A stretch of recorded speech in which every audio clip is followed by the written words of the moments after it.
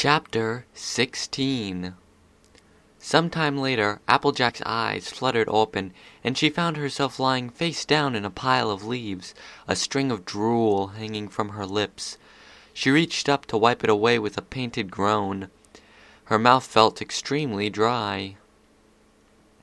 As she hauled herself up, she caught sight of Rarity lying a few feet away. The gash in her side reopened. Blood had leaked into her hair, turning the bottom section of her purple curls crimson. The earth pony gasped and galloped toward her, but tripped over the prone form of Seth, who still had an expression of agony frozen on his face. "Rarity!" Applejack cried from the ground, once more pulling herself to a standing position. "Rarity, if you can hear me, answer me!"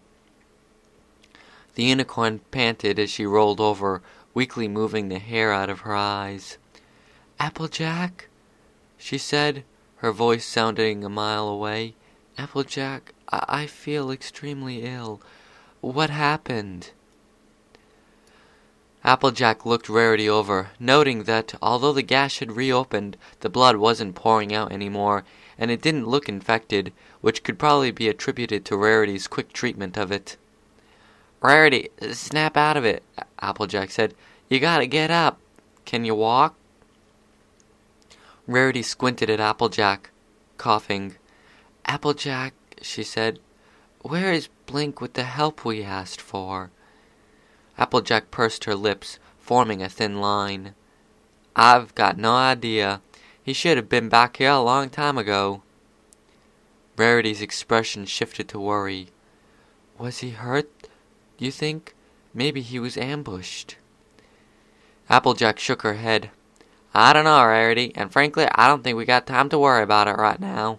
You're hurt pretty bad, and I'm all worn out. And as far as I remember, there's still a war going on. Now, come on. Can you walk?" Rarity shook her head. "I don't think so," she said. "Taking Seth down with me, all the magic I was using, I'm completely drained, not to mention wounded." Applejack sighed, then nodded. "Fine," she said, "but I ain't leaving you here." The earth pony offered a hoof, and helping to haul Rarity to her feet, Applejack unceremoniously slung the unicorn over her back. Rarity squealed with indignation. "How rude!" she cried. "Applejack, I understand the gravity of the situation, but how can you carry me around like common luggage?" Applejack rolled her eyes and began the arduous process of walking back in the direction that she thought led to the Shetland village. "Pop down, Rarity," she said. "You think it's any nicer for me than it is for you?" She chuckled. "I'm just counting myself lucky that it's probably fashionable to be thin." "Oh, you did not just imply what I think you did," Rarity tried to shout, but the pain in her ribs forced her to drop her tone. Applejack snorted. "I guess the meaning of pop down must have changed since I started using it. In case you didn't know, it means be quiet. We got a lot of walking to do, or I guess I do, and it ain't gonna do you any good to fussing at me because I made a joke." Rarity opened her mouth to respond, but decided against it. She merely tried to relax, letting the sway of Applejack's walking aid her in that endeavor. Try as she might, Rarity got curious and had to ask. "How are you carrying me, anyway?" she asked. "The battle with Seth was completely exhausting. It's enough trouble for a pony to carry a foal, let alone a full-grown mare." Applejack smirked back at Rarity. "Easy," she said. "There's the 3 reasons. 1, I grew up on a farm, and hay bales weigh about as much as you do. I've carried 2 or 3 of those at a time. 2, I think some of your magic is still making me stronger. 3, I care about you, Rarity. I don't mind doing it if it means you're going to be okay." Rarity cocked her head, raising an eyebrow. "And what exactly does that mean, Rarity flashed a teasing smile at Applejack, who frowned and looked back to the front, her cheeks burning. "Means I care about you, Rarity, nothing else," she said, her tone no nonsense. "Very well," the unicorn said. "I care about you as well, Applejack." With that, she fell silent once more, closing her eyes and trying to relax. The two stayed silent for some time, neither wanting to address the tension in the air. The forest seemed to go on forever. All the bushes, trees, and grasses looked exactly the same as each other. It was a wonder any pony could find their way through the forest without a map. Perhaps it was because of Seth's downfall, but the wildlife was slowly starting to return to the area. Applejack could hear birds tweeting in the trees above, and the bushes rustled around them. The Earth Pony sighed. In truth, this place was beautiful, and she wasn't entirely excited about leaving it behind when the time came. Despite the rude welcome, they'd met several good ponies and Shetlands here. It was also here that she and Rarity had grown even closer than before. Applejack looked back at the unicorn. She'd fallen asleep. A smile slowly crawled across Applejack's face. Even disheveled and wounded, Rarity still managed to maintain some air of beauty, a refinement despite her circumstances. Not that Applejack would ever dare to tell Rarity such a thing to her face, but it was nice to drink in the unicorn's lovely appearance when she wasn't awake to make note of it. Applejack sighed and looked forward. This journey was teaching her lots of things, but chief among them was just how much she appreciated Rarity, how much she valued Rarity's friendship. If it hadn't been for her, Applejack wasn't sure she'd have even made it past the Hydra in the mountains, let alone found the Shetland village and defeated Seth once and for all. The Earth Pony bit her lip. Beneath all of her feelings of friendship and togetherness, however, lurked something more complicated, something with claws of sugar and teeth filled with warm venom that spread through Applejack's body whenever she looked at Rarity. Applejack wasn't entirely sure if it was love, some misguided feeling that had cropped up in the absence of her other friends, or if it was something that had simply arisen because of their circumstances, because of how close Rarity and Applejack were forced to be in order to survive. Whatever it was, Applejack enjoyed the feeling. She didn't mind admitting, at least internally, that Rarity was probably the prettiest and most graceful pony she knew, and that the unicorn knew things about fashion and high society living that Applejack would never be able to grasp. The Earth Pony's thoughts were interrupted by a call from the brush. "Applejack! Rarity!" Blink hollered, trotting out from the undergrowth. He breathed a sigh of relief. "Oh, thank goodness! Sorry I took so long. Where's Seth?" Blink's head snapped in several directions as he frantically looked for the huge monster. Applejack looked back at Rarity, who shifted a little, her brows furrowing at Blink's loudness. "Blink," Applejack said, "mind keeping it down? Rarity got hurt pretty bad, and she's trying to get some rest." The Earth Pony smirked. "As for Seth, he ain't coming back to fight, I can tell you that much. Rarity and me put him down for good." Blink seemed alarmed. "You what?" His mouth opened and closed wordlessly before he regained his composure. "You beat Seth?" Applejack nodded proudly. "Took a lot of work, but he's finished." Blink paused for a few moments, looking up at the sky, before closing his eyes and smiling joyfully. "By Celestia," he said, "you really did do it, didn't you?" He sniffed. "Seth terrorized our village for so many years, always making sport out of the Shetlands. To think he's finally dead." Blink seemed to catch himself and shook his head. "Well, that's good and all, but we still have a war on our hands, girls. Earthfruit and his group managed to make it out of the area with only a few casualties. They're off in the village, fighting the bulk of the griffon forces." "I can try to sneak you into the back of the village so that Glowstar can treat Rarity's wound, but I can't guarantee Star will care enough to bother, honestly. Hopefully knowing that Seth is dead will allow her to deviate her attention." Blink waved a hoof. "Come on, we'd best be going." It was likely due to nerves, but the entire way home Blink wouldn't stop talking. He wanted to know everything about how Rarity and Applejack had defeated Seth, how they'd pulled off such an epic maneuver, how the Shetlands were probably going to write stories about them for generations to come.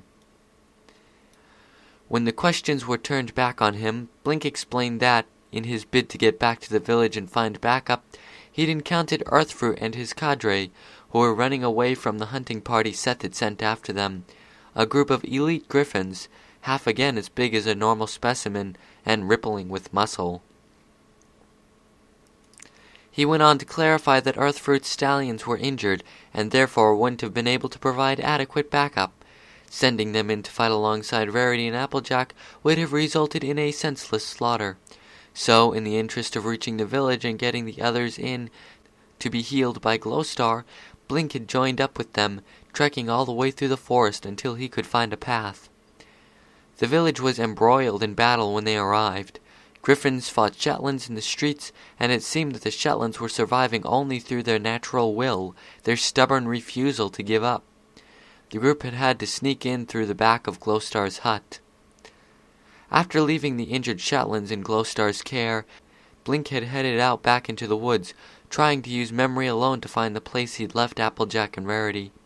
With the village in such chaos, finding help would have been impossible, and so he'd resolved to simply get them away from Seth, regroup, and fight him another day. It was pure luck, he admitted, that he was able to find them at all. His journey was harried by griffin patrols of every stripe. They all shared the lust for Shetland blood. "I never would have imagined you two would be able to beat Seth and all by yourselves." Blink shook his head. "To be honest, with how long I was forced to dally, I was worried that the scene I would find wouldn't be pretty, to put it lightly." "Yeah," Applejack said. "I was a little worried myself, but I guess that's what Seth gets for counting on 2 of the 6 elements of harmony. We've gotten through worse than him before." Blink raised an eyebrow. "Wait, you two are part of the elements of harmony?" His jaw dropped. "Oh my goodness, that's amazing! Wait until I tell my friends back home. Back in the village, that is." He smiled. "I got to meet 2 of the elements of harmony, the most powerful set of ponies in all of Equestria. I bet every pony will be so jealous." Blink," Applejack said. "I think this is a good time to ask you a question, 'cause it's been on my mind for a while now." She looked Blink dead in the face. "Are you really a Shetland? I never thought you really looked like one." Of course I am," Blink said. I'm just a little, well, I'm just not as thick as the others. I don't know, maybe it's a birth defect or something." Applejack wasn't convinced. "Are you sure?" she asked. "I mean, it seems to me like Shetlands don't really look too different from one another." Blink bit his lip. "Look, Applejack, I'd rather not discuss my origin at the moment, all right? There's enough going on that I don't think that's pertinent. I'll tell you all about it gladly when we get everything cleaned up back home. Besides, it's probably going to factor into getting you two on your way." Applejack wasn't satisfied with Blink's answer, but decided it was best to drop it. For now, it seemed they were getting close anyways. Not long after the conversation died, the group carefully picked their way through some brush and found the village. They immediately made for Glowstar's hut and walked inside. "Glowstar!" Blink called, walking ahead of Rarity and Applejack. "Glowstar, are you here?" "Here," came Glowstar's voice from above in the loft. "Blink, good news?" Blink looked up to respond. "Yes, Star," he said. "Rarity and Applejack are, well, they're mostly fine. In any case, I'm happy to report that, according to them, Seth was defeated in battle, by them alone, and won't be around to lead the Griffins on the front lines." There was a sound of a creak, followed by hooves on stairs as Star came into view. She eyed Applejack curiously. "Unicorn," she said. "Hurt?" Applejack nodded. "Pretty badly, too, Glowstar," she said. "Seth got her before we were able to take him down. Blink was telling me you could fix it." Star stepped forward, her gaze darting from Rarity's wound to Applejack's eyes, then back again. "Killed Seth?" she asked. "True?" Applejack nodded with conviction. "Sure did, Glowstar. He ain't gonna be around to terrorize y'all ever again." The seconds passed like hours as Star looked into Applejack's eyes, studying them for a crack, a dent in the truth that would give her away. Finally, the old Shetland smiled, the first Applejack had seen of such a thing, and, using her horn, levitated Rarity off of Applejack's back and onto the floor.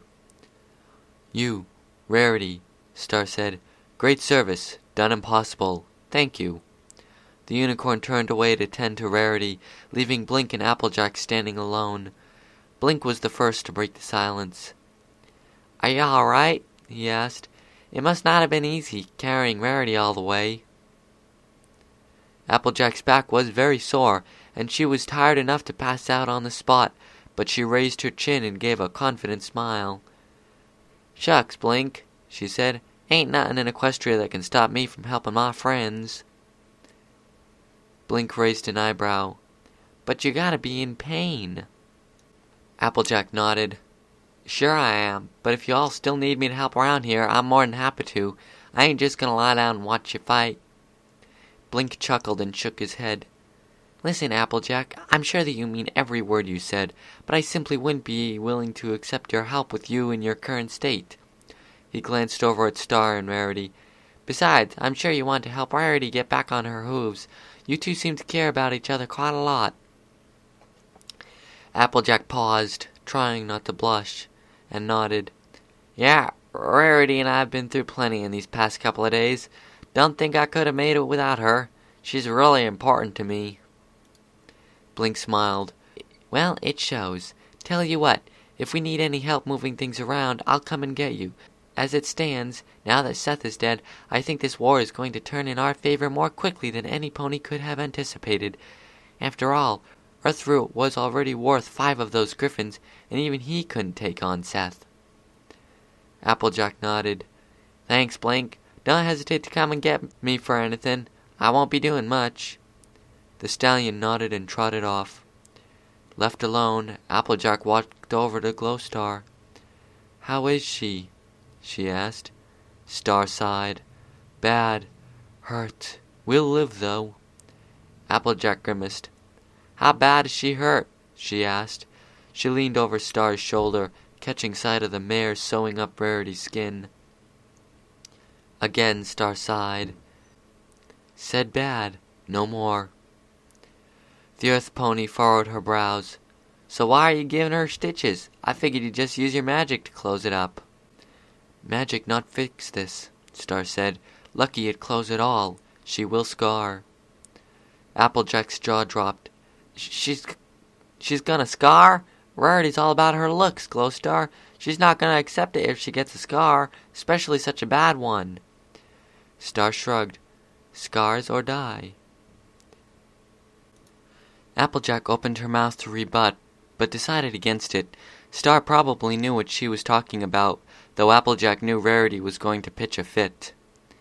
Star grunted. "Bother. Leave." The Earth Pony raised an eyebrow. "Sorry, what? I can't leave. Rarity is my friend. Wouldn't be much of a friend if I didn't stay around to make sure she was okay." Star turned, spitting a piece of string out of her mouth. "Said she lives. Good enough. Come back tomorrow. May be awake." Applejack tried to argue, but she only made Glowstar madder and madder, until finally she just left, deciding it was best to let the unicorn work in peace. She only hoped Rarity would be all right. Chapter End.